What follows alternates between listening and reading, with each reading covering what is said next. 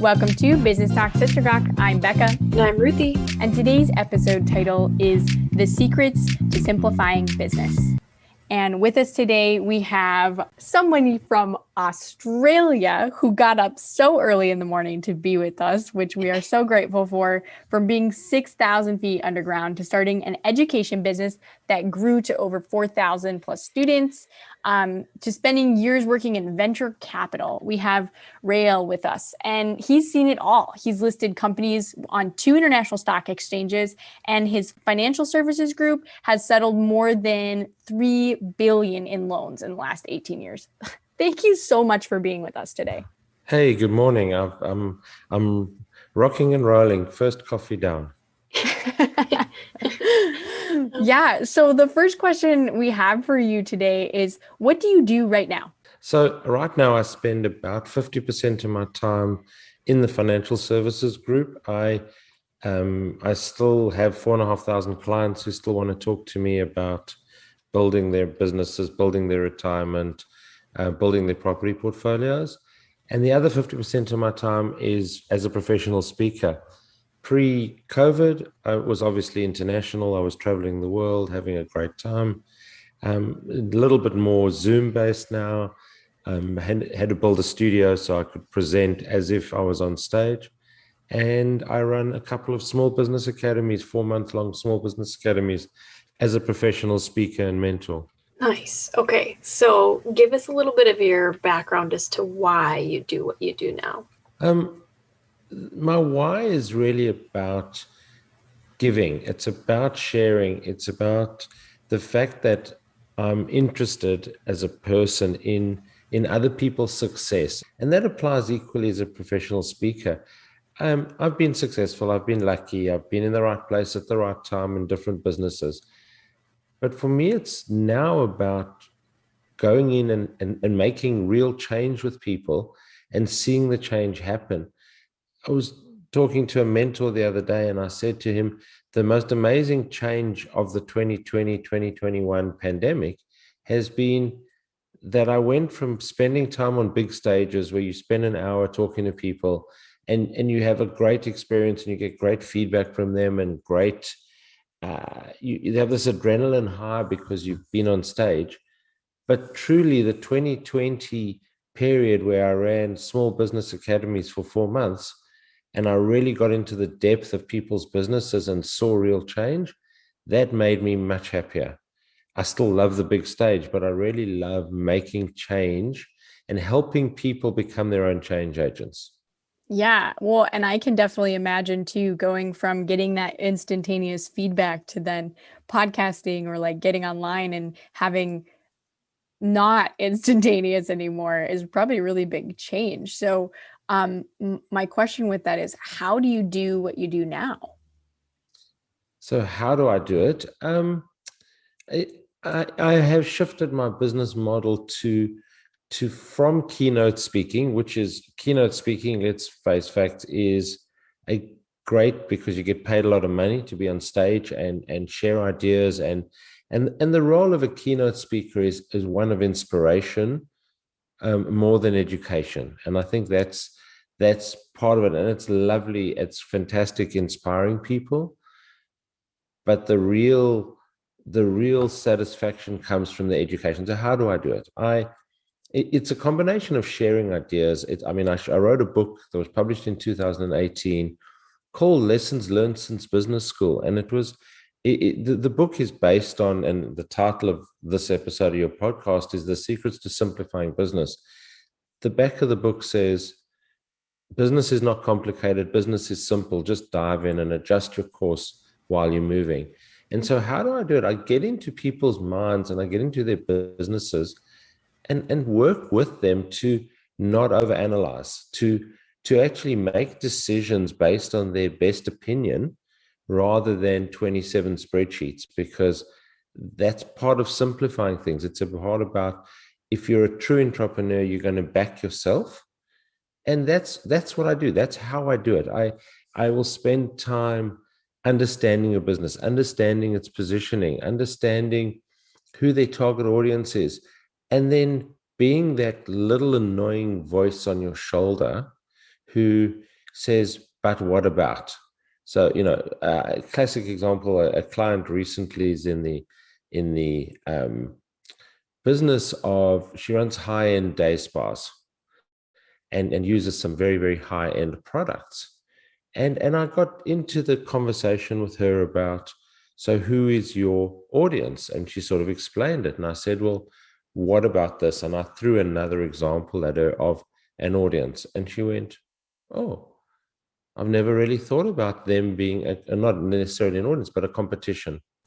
And I said, well, but surely they are a competition. And we went into that she has this exclusive day spa with these really expensive products. And how does she compare her long-term relationship with her clients who come to her every month or every 2 months or every week for a facial using these really expensive products to someone who goes to the top end spa at a 6-star hotel and has a 4-hour experience there, but has no relationship with the people. So they come in, they have no relationship with the therapists, because the therapists are just employed people there who may or may not be there the next month.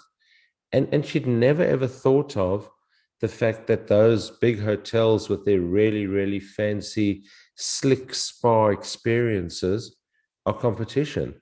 She saw the local beautician who has a regular stream of clients and they want a better product as her competition. And once she started positioning herself as competing with the major hotel chain with their very fancy spa, it changed her whole outlook on how to market her business. So that's the how. It's getting into that depth with people, and then you see the lights come on in their eyes. And at a networking function, someone says to me, "What do you do, or how do you do it?" And I go, "I want to see the lights come on in people's eyes. I want to see the real change happening." Yeah. So it sounds like you just kind of simplified her approach to looking at kind of her vision for her business. What was your first experience kind of simplifying business? In my mortgage business, well, I'll start with the mortgage business because that's probably the last 20 years. And the last 20 years has seen the growth of technology, and everybody sort of goes on the bandwagon of, oh, have you got a great CRM system? And, how much data do you keep? And how do you use your CRM system for scheduling? Well, I'll go back probably 15 years.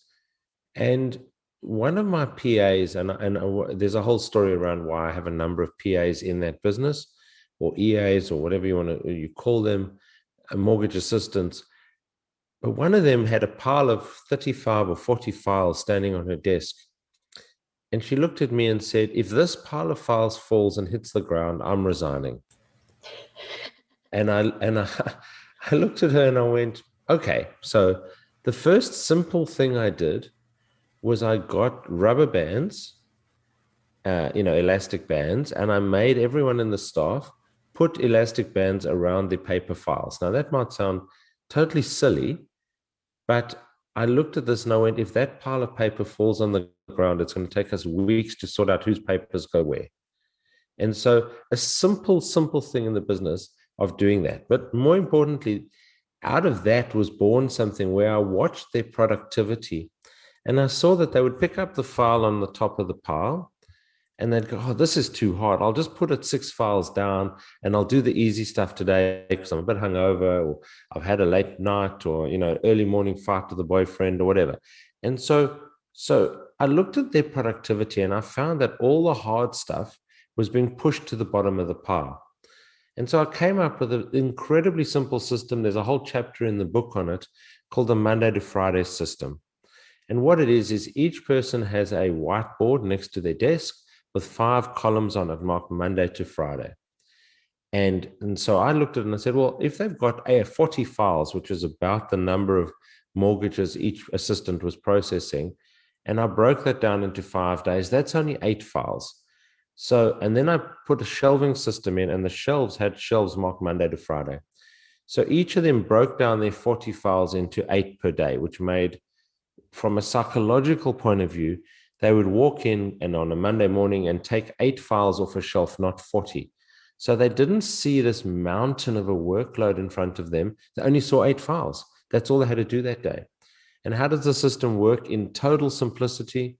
They would open a file, and let's say it's Becca's file, just picking on one of your names, right?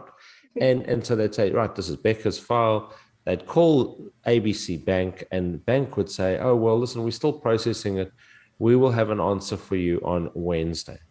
So then the process would be send Becca an email saying, hey, Becca, just spoke to the bank. We expect an answer on Wednesday. I'll come back to you then. She'd go over to her whiteboard, or he would. I've got both genders of assistants. They would write Becca Anderson under the Wednesday column, because that's when we next have to touch that file, and take the physical paper file and put it on the shelf marked Wednesday. Simple as that. And then it's off their mind, it's off their pile of work, it's gone from their workflow for that day. Exactly what we would use complicated CRM systems for. But this was incredibly simple. It predated most of the CRMs. But even today, we still use it, even with a computerized CRM system, because it means that me as the boss, or my right-hand person who's a shareholder in the business, they can walk in, and as I do most days when I'm in the office, and if I'm away, then he does it, and sits with each of the team members and looks at their whiteboard and goes, tell me about this person's file, this person's file, this person's, where can I serve you? Where can I add value to you in that process? So it has multiple uses. One is simplifying the workflow tremendously, but the other one was about just being able to visually see what they're up to and see where we can help them. So what are ways any business could simplify right now? So that, I mean, I'll again use an example. I went to one of the major banks in Australia. I went to their processing office just because I was invited on a tour of their processing office. And I walked in, and they had a flow chart of their business stuck up on the wall, or walls, because it was so complicated. And the flow chart was 5 foot high by probably 10 foot wide. Okay. And I looked at this and I went, I understand they're a bank and they're trying to mitigate risk and all those other things. But I look at it, and from my simplistic, business is simple, business is not complicated view of the world. And I went, when you get a new employee in, if you want to make them productive, the first thing you're going to do is put them in front of that chart for 3 weeks and they have to memorize it.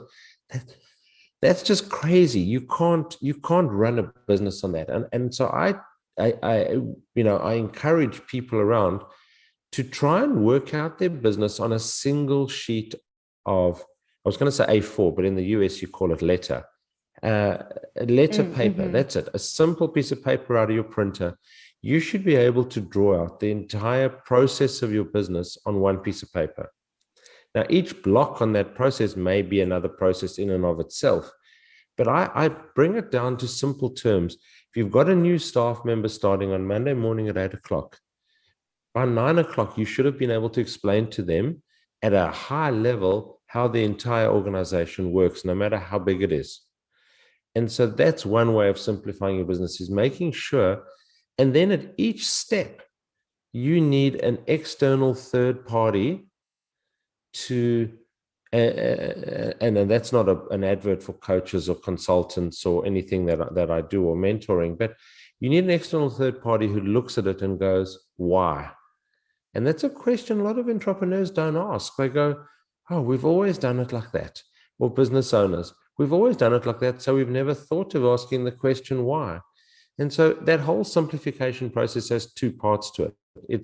It's trying to explain your business to a new employee in 1 hour in terms of how it works. And then when you're doing that, questioning each and every step in the process and saying, is there a better way we can do this? Or why do we do it this way? That is so cool. I love that, being able to put all your processes on one page. And then, so when you go through that process as you're kind of starting out as a business owner, what would you recommend starting with as you try to simplify your business? Well, the thing that often we get caught up in is technology. And this is, I'm talking 2021, this is the last 10 years. And And as our workforce becomes, and I hate using generational terminologies, but as our baby boomers retire and as our Gen Zs and millennials become the majority of our workforce, who are technology driven, who make notes on iPhones as opposed to pieces of paper. The challenge we have is that the natural reversion of people is to technology, but yet we need to start with paper. And what I mean by that, and that sounds very old school, it dates me a lot, but it's not. It's about that simplicity. If you try and go for the technology solution before so you're starting a business, right? And you go, oh, I need an app to do this. Well, maybe the business is driven by an app, and that's okay. You need an app. But if it's a business, a traditional business model, buying a product and selling a product, or selling a service, yes, you do need some technology in the background to run the business. You need your Microsoft suite or whatever it is. But I'll give you another example. When I talk to people about presentations, corporate presentations, and a great friend of mine who's a professional speaker who talks about efficiency in the office taught me a process, because I was falling victim to the same thing. I would want to prepare a new keynote or a new presentation. The first thing I would do is open PowerPoint and start my creative process in PowerPoint. In other words, working out the slides as I went. And she said, no, start with a piece of paper, write down your 3 key points. And for each key point, write down 3 more points that you want to use to explain that. And then if you're doing a half day or a day of a seminar, then another 3 points on each of those 3 points. That gets complicated, and too many 3 points in there. But the same thing applies to business. You find your key things that you want to get done, maybe a little bit of simplification, and you do that on paper. I mean, I do that all the time. I'm drawing. Okay, I use my laptop a lot of the times. I'll be sitting in a coffee shop and I'll flip the screen over and take out the pen and I'll draw on the screen. I'll draw pictures because pictures make the most sense to me to work these things out. And then I'll translate that into a technology solution or another form of solution in the office. So the answer is keep it simple, keep it real. Training, and I know that, Ruthie, you work in financial consulting and financial coaching. So one of the things I've taught my team in mortgages over the years is to never use a computer in front of the client. I mean, yes, if you want to check up interest rates, you say to the client, yes, I'm going to go and check on the computer for the interest rates. But I taught the team to draw pictures on pieces of paper with different colored pens and talk in not bank speak, but in real person speak, to simplify it, and then say to them, look, I have to check for the interest rates or the whatever on the computer, but they've got to understand you as the person. And I think that's where we forget in business, is there's people involved, and keep the people, don't just dive into the tech solution. Yeah. Oh, it's so funny because we actually talk a lot about how even in our personal lives, like I take notes on a notebook and I always make my task list for the day on a notebook, and I don't use technology because it's so easy to get distracted. Even if you're on your phone or whatever, having that in front of you, all of a sudden something's dinging and trying to get your attention somewhere else.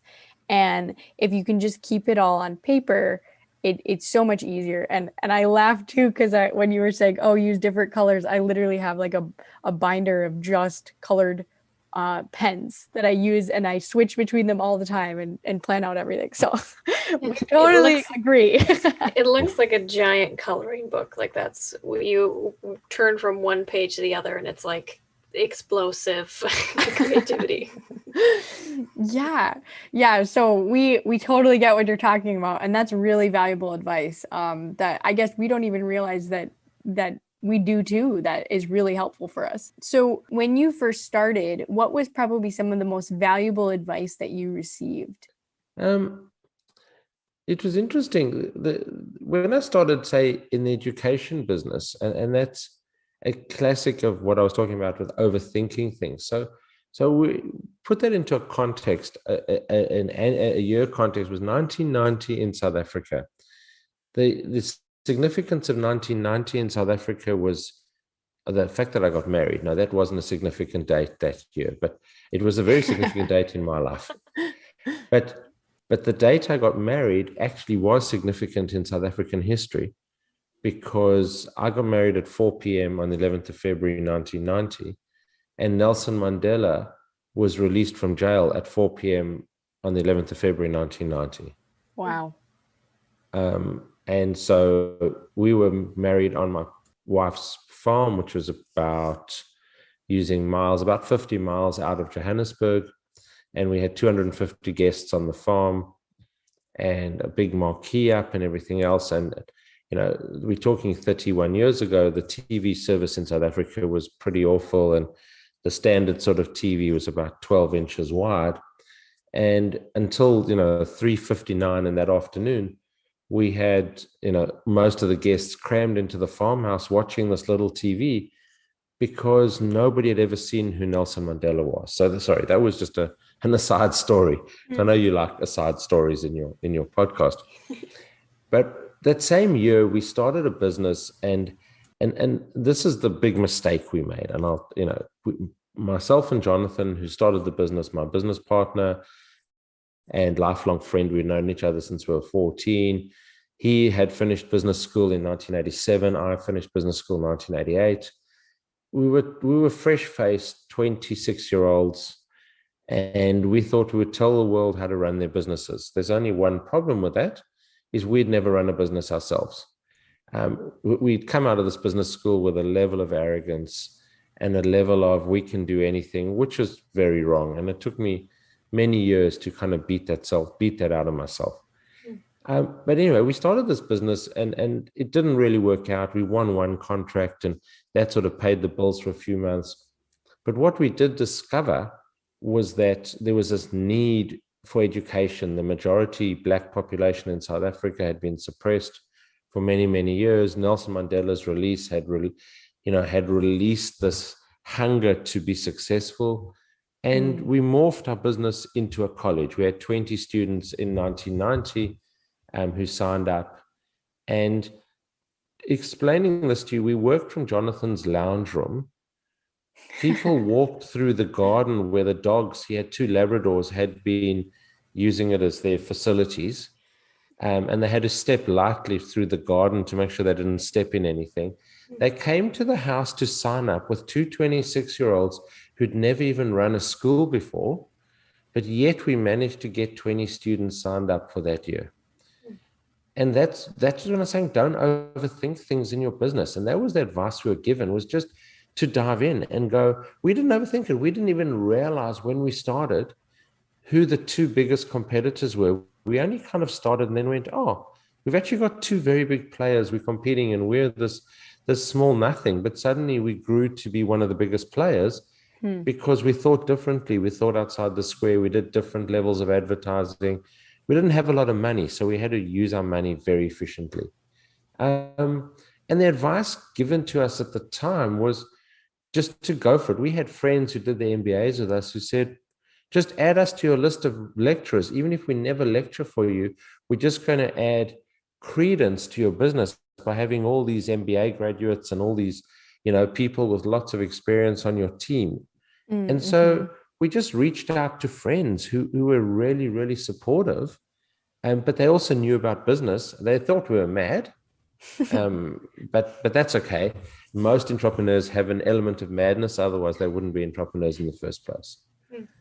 Wow, it's just really been a joy getting to hear your story and like all these incredible things that you've done.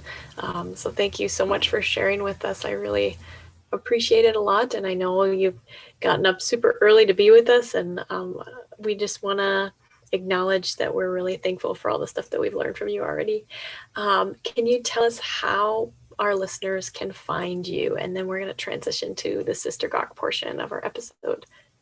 How do they find me? I mean, I'm fairly active on social media, probably not as active as people younger than me. No, I am fairly active on LinkedIn. I mean, rail@railbricker.com is the easiest way to get hold of me.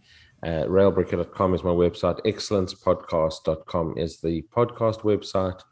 And otherwise on LinkedIn, Facebook, or Instagram. Not a fan of Twitter. One of those things that I just never got into. But those are the best ways of getting hold of me. Awesome. That's so cool. Yeah, so I am really kind of excited to hear because I know we talked about, oh, we're going to do a GOC, and you seem like you have a bazillion stories. So I'm really excited to hear from you about your GOC with us. Okay, well, okay, I've been thinking about it because you kind of threw that at me, but that's okay. A little bit of inspiration, a little bit of humor. And so the book I wrote is called Dive In. And how did I get to that title? Because for years I had this really serious business title called Give Up Control to Gain Control, okay, which is really one of the chapters in the book, but it's not what the book's about. And the opening story in my book is me standing on a beach in 2012 in a pink bathing cap. Now, why pink? Because I was in the 40 to 49 age group of triathletes. I was doing my first triathlon, and I'm 5'6", and what they would say in Australia, built like a brick dunny. Now, a dunny in Australia is an outdoor lavatory, all right, which is generally a square block. Okay. And so they say I'm built like a brick dunny, which is square and solid. Okay. And I'm not exactly an athlete, but although I did play sport at state level in my 20s, but that's, that was me coming back, midlife crisis. I have to do something athletic to try and relive my 20s when I played high level sport. And I'm standing on this beach in this pink bathing cap with about 100 other 40 to 49-year-olds, all in pink bathing caps, all looking like athletes, and inverted commas around the athletes. And that was where I had the most amazing epiphany, because I stood there and I realized that I'd never actually done a swim in the sea competitively. And there I was about to dive into the ocean with 100 other people and be in. And if you've ever read the book Blue Ocean Strategies or referenced the works of René Mabana and W. Kim Chan in Blue Ocean Strategies, it finally dawned on me standing on that beach what it was all about. Because they talk about the blue ocean, which is the clear water in front of you, or the red ocean, which is the competitive business environment where all your competitors play. And I dived into the water and I was in this red ocean. I was being kicked in the head by the person ahead of me. Every time I took a stroke, I was hitting somebody. Every time I kicked, I was kicking somebody behind me and their goggles off. And I picked my head up in the middle of this chaos with 750-meter swim. And I just had this thought about, well, that's what you do in business. You just find a clear lane. It doesn't have to be this like perfect place. And so I veered out. I veered out of the crowd to going around the crowd. And I knew that it would lose me time and I was never going to be competitive anyway. I wasn't there to compete. I was there to finish and actually make it to shore. And that philosophically was one of the biggest turning points in my life. And I still walk onto stage and I still have that original pink bathing cap. And I show people that I'm not lying because I actually do have it. Do you wear it? Yeah, it doesn't look good when you try and pull it off on stage when you've got a microphone on. It makes a lot of noise. Fair enough.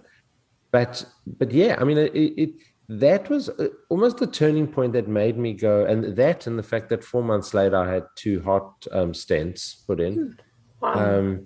Yeah, so I was kind of running on adrenaline more than oxygen because I had 2 blockages, one of them 95% blockage.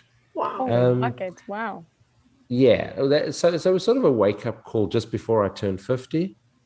And the pink bathing cap is the symbol of that I still managed to do a season of triathlons, not have a heart attack, thankfully, and had 2 stents. And now, 7 years later, I'm probably fitter and stronger than I ever was.